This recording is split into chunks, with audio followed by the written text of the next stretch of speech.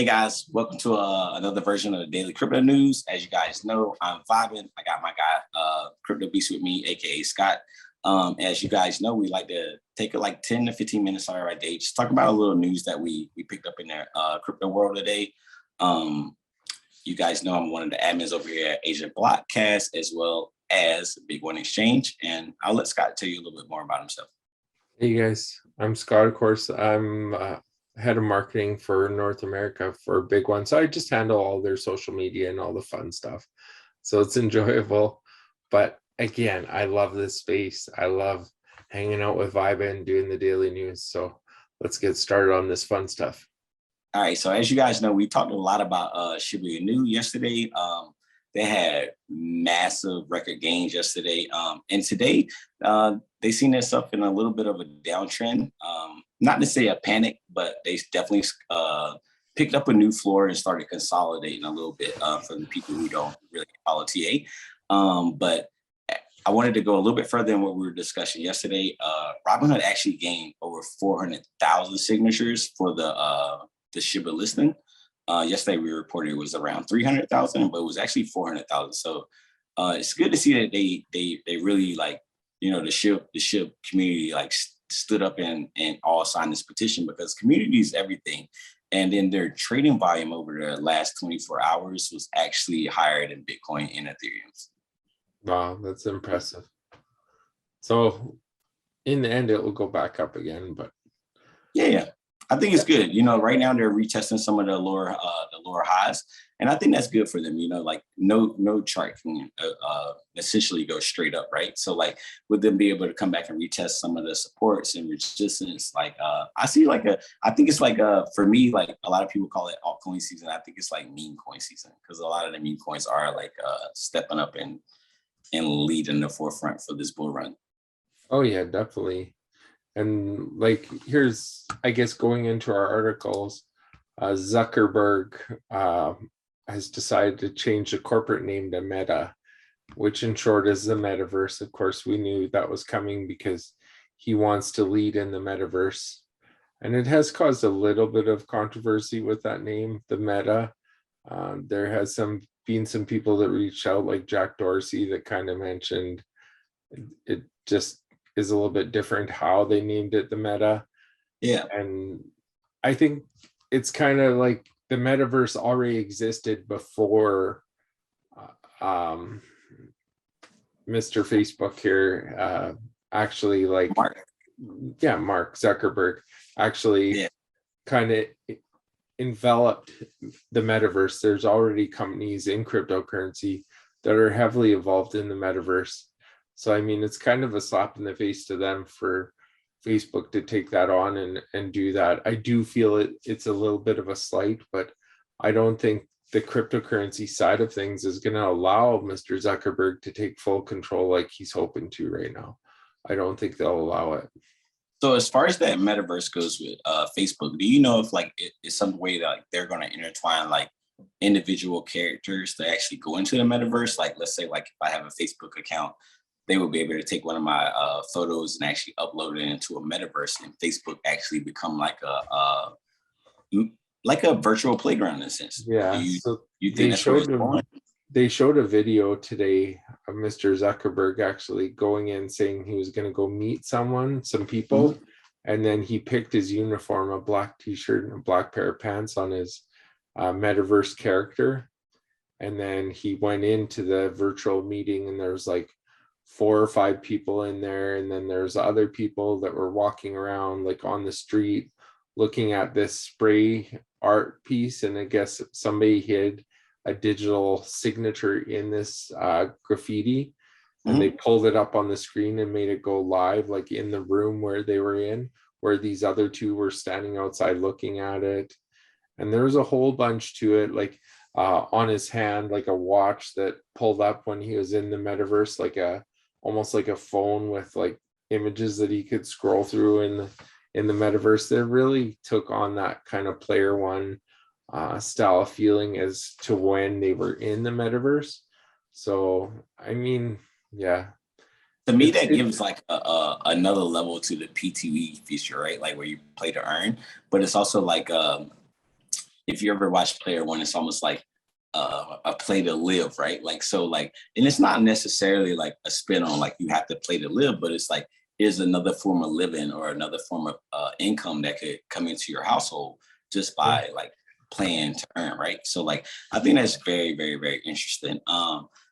I wanted to bring up another story that I seen today, and it was about the Ethereum and the Altair upgrade. We mentioned it a little bit yesterday, but as more news circulated about it today, they were able to like come in and hit some of the highs today. Like Ethereum was able to like start another bull trend, and they're currently up 9.19. So they touched that 4,400, which was the all-time high with the Altair upgrade. So I think the Ethereum 2.0 may be a little bit closer than a lot of us expected, especially me. I was really pushing for Ethereum 2.0 around the first quarter of 2022.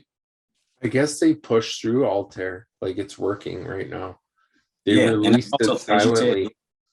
It's like one of it's one of the protocols from Polkadot. So it's very interesting to see Web 3.0 bring some of the big players back together. Even though Gavin would split from Ethereum, they all come back together in the end for the 3.0. So it's pretty cool.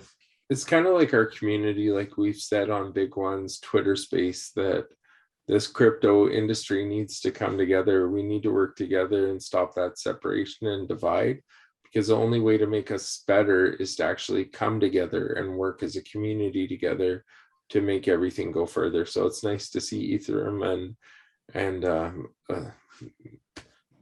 course Polkadot do that, right? Yeah, for sure. Yep. Oh, I guess my article. Sorry. My article I was going to read about Biden, of course, passing a law, or trying to pass a bill. Sorry, it isn't passed yet, but they're trying to pass some cryptocurrency, a cryptocurrency bill through the Senate to kind of stop you from being able to get avoiding capital gains tax. So, I mean, it's to be expected. I've seen too as well, this kind of leans more towards on the stable tokens like USDT and different things like that, where they're trying to contain them a little bit more and make it like a banking transaction. So a bank transaction would be the same as a digital transaction. So in the end, they're going to use that same monitoring. Yeah, it's definitely a little bit more centralized in a sense, right? Like for your blue chip tokens. Yeah, and I guess that's a good thing about cryptocurrency is there's the centralized thing side of it and there's the decentralized thing. So, I mean, if you didn't want to check out in the centralized thing, you could always check out in decentralized. And then it doesn't matter. There's all these ways around it, but I'm not saying to avoid it. Like always, like if you got to pay tax, just pay it. Like they're gonna find you sooner or later. I think that ties into like your blue chip tokens, right? Like your blue chip tokens, they have a larger market cap, so you have a lot more institutional money over the retail money. So like institutions, they don't really care about being centralized or decentralized. I mean, there's corporate laws against companies paying X amount of taxes. So they would actually be able to operate and pay their employees in crypto and actually like get a tax break rather than a tax increase. If this would be more so for your retail investors. And once they reach like a certain level of profit, or if they take out more than X amount in 1 year, then they have to face these capital gain taxes. So I still think it's very interesting when it comes to the regulation and cryptocurrency. Like as much as they try to push regulation, I don't know. I still feel like it's 2 to 3 years out, man. Like I don't feel like it's as close as a lot of people think it is. No, like in this bill is one thing where they still have a ton of stuff to work on to push everything through that they want to. Like you mentioned before, how they're doing the whole battle with Ripple and the SEC. You're going to see that battle end up closing up soon enough, but in the same sense, then there's how many other battles that they have and how many years is that going to take when Ripple already took so many years, as you mentioned previously in the past. So this is more a longer outlook picture for the time being. I think most times we're pretty safe. Nah, for sure. And to the next topic I was going to talk about, we've been talking a lot about actors, actresses, and other artists getting into, NFTs and the crypto. But what was really interesting I seen today, Matt Damon, which is like a American star. He stars in a lot of movies.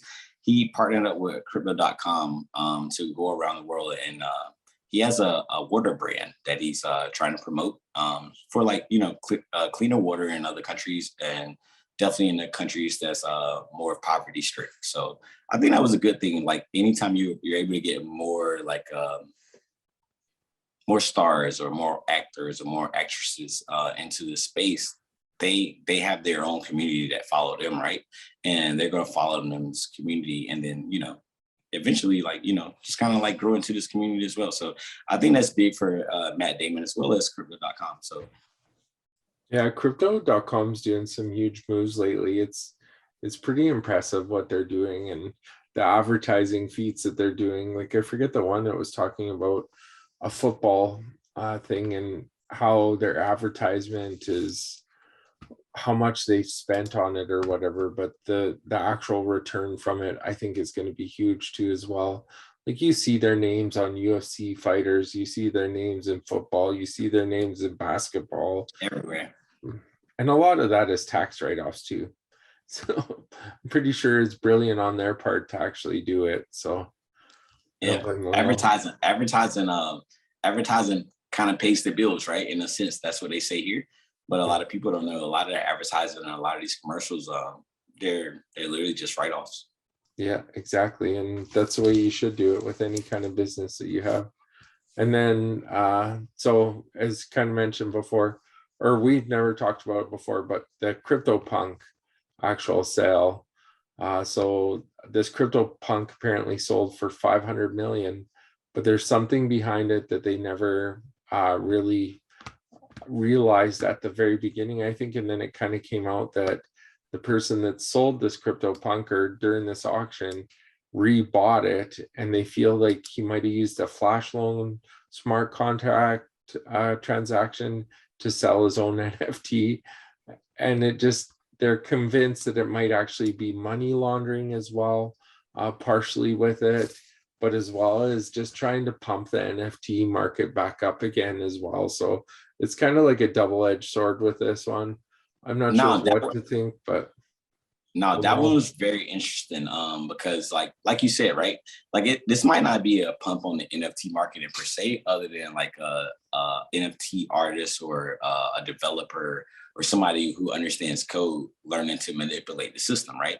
So like there's all kinds of allegations about money laundering, and like you said, he bought this CryptoPunk, he sold it, but then rebought it, right? So as you guys know, like when you purchase crypto or you purchase NFTs, like the reason why they gain value is that resale, right? So when you're able to take it and you're able to take it in, mint it, and then you resell it to the next person, it goes up in value, right? And that value is supposed to stay in the community. But if he's selling it to himself, that's something definitely sly, right? But then it was a lot of allegations with money laundering. But it just, like the thing about the crypto world and NFTs, I mean, you're gonna get a lot of dirty money as well as clean money, and dirty money isn't always like dirty in the sense of it's bad money, right? Because the government prints, trillions of dollars a year. So what's stopping these people who've been able to stack up money through whatever they stack up money with, and bringing it into this market as well? Like I feel like we should welcome all like forms of currency that come in with crypto, in my opinion. And the thing is too, how do we know it's not some senator somewhere that didn't put the money in and do it that way? In the same extent, there's all that possibility, right? There's two sides to every story. It's kind of like that double-edged sword. You never know who's doing it. You never know who's doing it. And it's all kinds of corruption on every form of government. Another thing I wanted to bring up today, we talked about SHIB yesterday. Even though SHIB's on the decline today, I'm not sure if people paid attention, but yesterday it broke the top 10 total market cap. They made it as close as number 7, overtaking Doge. Right now, Doge and SHIB, they're like they're going back and forth, right? Like at one point this morning, Doge's market cap overtook SHIB's after SHIB overtook theirs, and now right now SHIB overtook again, and they actually passed one of my favorites in total market cap. They passed Polkadot. So I think it's very interesting what's going on in SHIB right now. A lot of people didn't expect it to break that 8,000 mark yesterday, and they were able to break that 8,000 mark. But now they're doing a little bit of retest. I see a lot of money, trickling out of SHIB and going into other meme coins, which is really like a good sign that it's like meme coin season, right? So it's a lot of retail. Like a lot of this isn't institutional money. This shows you the power of retail money, because the reason why SHIB got to where they were, the community was standing behind it and decided to back it. And it's going to be the same way, vice versa, if people take their profits and go to other meme coins. But I've seen a lot of meme coins in the last 2 to 3 days, like really go up high. I mean, as far as like from 5 to 6x. But I think it's good either way. Well, and if you look at, as of course, I sold out of SHIB and I've moved into the sandbox, but it was kind of a smart move in the end, because I'm just thinking about right now, the sandbox includes the Metaverse, which Mark Zuckerberg just kind of pushed today, as well as you having NFTs in the space, and you're actually buying like digital land in the sandbox as well. They do have those. And right now it's just in the preliminary phases of it. Not financial advice, everybody, but there's a whole bunch of kind of a trifecta coming together on Sandbox. So maybe keep your eyes open on that one to see where it might be going. I mean, yeah, for sure. Anytime you see like a lot of celebrities push, well, not like a lot of celebrities, but like you see celebrities or developers willing to pay celebrities to promote their project. Granted, the Sandbox is one of Snoop Dogg's like NFT like places that he lives on, right? And I don't think he does it for paid purposes as far as marketing. I think he actually enjoys like the Sandbox NFT aspect, like coming from an artist, right? Like where he's able to go there, kick it, set up his own shop. So I think the Sandbox is really cool, man. I haven't really studied a lot into that one, but I'll definitely do a little bit more due diligence into it. Yeah, definitely. I think it's going to be an interesting time right now for anything with Meta in their name. Let's see what happens. And another interesting topic I seen today, you guys know we talk a lot about Polkadot. BigONE has a lot of things coming up with Polkadot, as well as the Altair launch. So that's going to be really big. If you guys don't know, Altair is like a protocol that's launching on the Ethereum blockchain that's actually going to speed up some of the transaction and take care of a lot of the fees. The congestion on the Ethereum blockchain is kind of like what causes these high fees, right? Like when there's a lot of trading volume and there's a lot going on the blockchain, you have to pay these miners a little bit more because they have more work to do when they're already doing a lot of work. So with a lot of with these pair chains from Polkadot as well as the Altair protocol, this will relieve a lot of the congestions on the blockchain and probably speed up transaction time, as well as take some of the pressure off the fees. So I think that's very interesting. And I was only saying that because I seen Polkadot, they introduced a $770 million fund for the pair chain auctions that are coming up on 11/11. So that means that like they literally were able to raise $770 million before this pair chain auction even launches.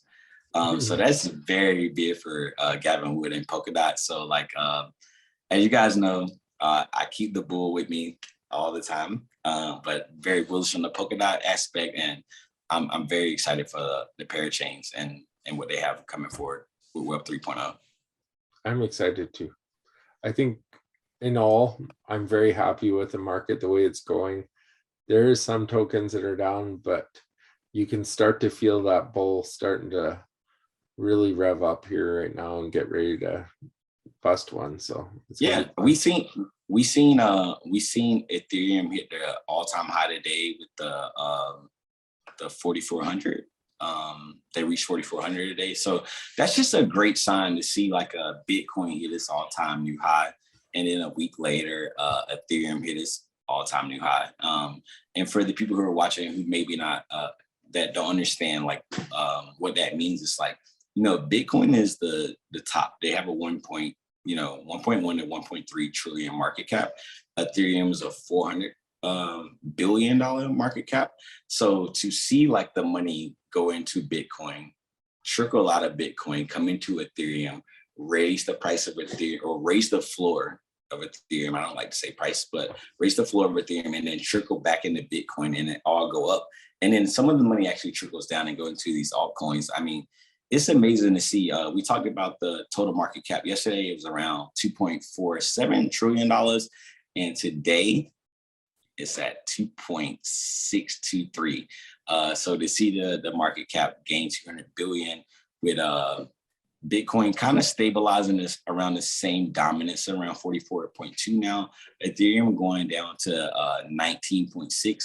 And I think the reason why Ethereum's dominance went down and Bitcoin kind of stabilizes, that some of the money from like the Ethereum side kind of got trickled into these meme coins, because you have some meme coins that launched on the Ethereum blockchain. You have Kishu, you have Floki. So these are things that are taken away from that project individually, but added to the total market cap. So I think as the profits flow in, you'll see some of that money trickle back into Ethereum. And it'll just be a great time, man. Like to see the total market cap jump up 200 billion in a day is really good. I'm really hoping for in this bull run to see total market cap around 3.2 to 3.5. Yeah, it's going to be an exciting time. I'm excited for everything. I just keep on looking forward to looking at what's happening and the way money's going. Yeah, and for you guys that just joined us for this today, we always give like a couple of little coins that we love and we done our due diligence on, and we know that they're going to move forward. Scott's had a little bit of recent success in some of these tokens that we're talking about, so it makes them a little bit more bullish. And we also gave some. We talked with some of our other friends, and they've been able to do well as like the same, right? And everybody's been like really happy. So for you guys that just tuning in, make sure you join us every day for the daily crypto news. We just talk about things that come up in daily news, as well as some of the things that we like a lot. Definitely. It's going to be an enjoyable time this next while. So definitely stay tuned and enjoy this bull run, because it's going to keep on running, I think, for a while. I'm excited. Yeah, for sure. I think SHIB took the lead and went out first, and then they kind of set the example for everybody. But make sure you guys tune in every day. We're always here for the daily crypto news.